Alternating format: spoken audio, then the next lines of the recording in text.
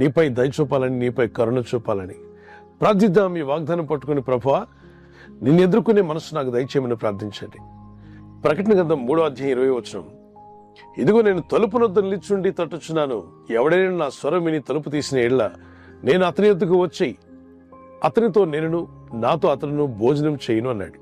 బయట తలుపు నొద్ద ఎందుకు నిలుచున్నావు ప్రభు అంటే, ఆ ఇంట్లోనికి, ఆ గృహంలోకి రావాలని, నీ హృదయం అనే గృహంలోకి రావాలని, మీ ఆత్మీయ జీవితంలోనికి, మీ కుటుంబంలోనికి ఆయన వచ్చినప్పుడు ఆయన అంటాడు, నాతో మీరును, మీతో నేను భోజనం చేయదు అనగా అద్భుతమైనటువంటి సహవాసం గురించి మాట్లాడుతున్నాడు. ప్రభు సన్నిధిలో కూర్చోవడం, ప్రభుతో నడవడం, ఆయనతో కూడా కలిసి భోజనం చేయడం ఎంత అద్భుతమైనటువంటి ధన్యత కదా. ఈ ధన్యత ఉచితంగా ఇస్తా అంట.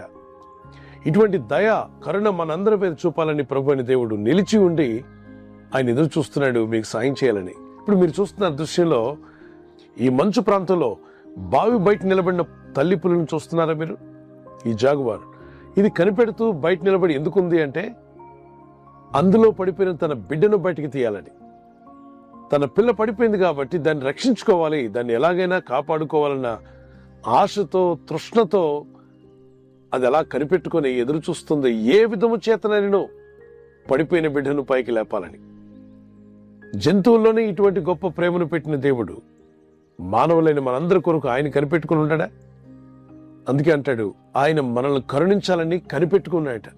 పడిపోయిన బిడ్డలను రక్షించుకోవడానికి జంతువులే ఎంతో ప్రయత్నం చేస్తుండగా, జీవం గల దేవుడు ఆయన విశ్వాసం వచ్చిన నిన్ను లేవనెత్తాలని, నిన్ను బలపరచాలని, నిలబెట్టాలని ఎంతో ప్రయత్నిస్తున్నాడు.